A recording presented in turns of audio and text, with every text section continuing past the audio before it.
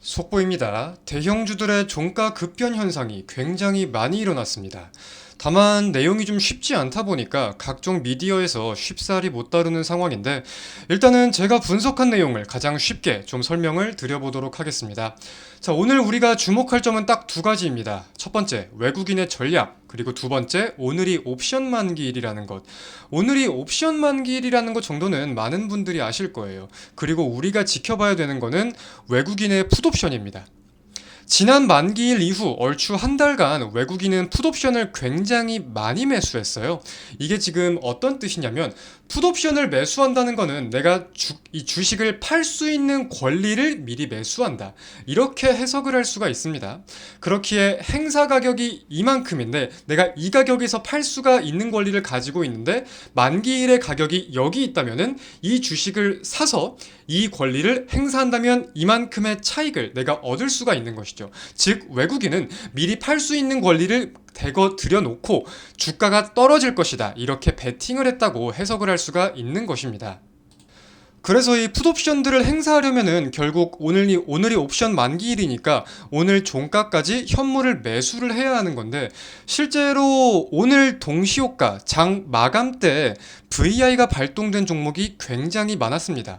순간적인 매수세가 폭발적으로 몰렸다는 거겠죠. 그리고 실제로 프로그램 매매 추이를 봐도 비차익 거래에서 오늘 종가 부근에 매수세가 갑작스럽게 폭증한 점을 조금 우리가 확인을 할 수 있습니다. 이건 약간 다른 개념도 있긴 한데, 영상 마무리 부분에 제가 다시 한번 설명을 좀 드릴게요.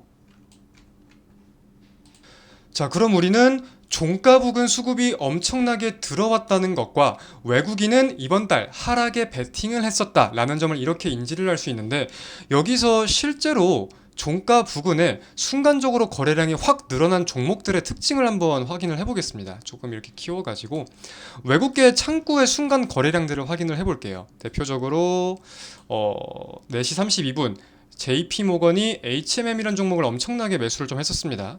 종가가 엄청나게 떨어져서 마감을 했죠.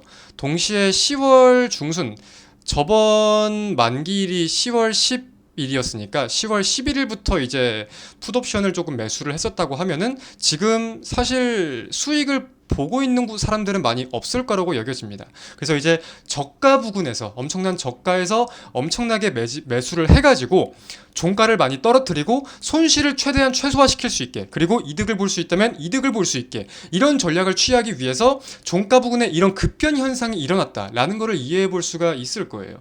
그리고 또 외국인이 순간적인 매수를 엄청나게 늘린 종목이 또 기아라는 종목도 있네요. 아까도 JP모건이었고 이번에도 JP모건입니다. JP모건도 지금 동시효과가 엄청나게 떨어져 있죠. 외국인의 엄청난 폭증적인 매수가 있었는데, 이것도 이와 같은 이치로 좀 확인을 할 수 있겠습니다. 동시에 또 JP모건, 대한항공도 마찬가지로 동시효과가 엄청나게 하락을 해 있습니다. 이것도 주가가 사실 한 달 동안 계속 내리막을 걸었다면 모르겠지만 계속 내리막을 걸지 않았어요.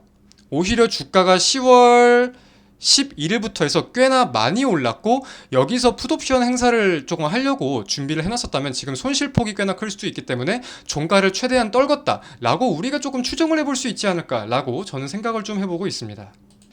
근데 반대로 오늘 동시효과를 굉장히 띄운 종목들도 있어요. 가장 대표적인 예시로는 포스코홀딩스를 볼 수 있겠는데, 오늘 16시 19분에 28만 2천 원이었던 가격이 16시 30분에는 31만 원으로 마감을 했습니다. 어마무시한 급등을 보인 거죠.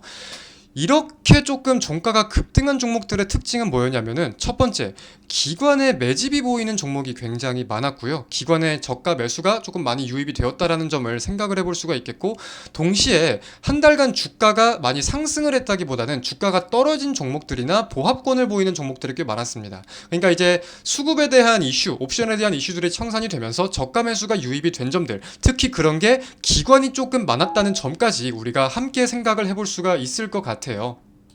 그래서 증시 수급 상황에 대해서는 종가 급변에 대해서는 다양한 요인들을 좀 들어볼 수 있겠지만 가장 대표적이고 쉽게 좀 이해할 수 있는 요인은 이렇게 옵션 만기일에 대한 내용을 우리가 이해해 볼 필요가 있지 않겠나 싶어서 급하게 좀 영상을 촬영하게 되었고요.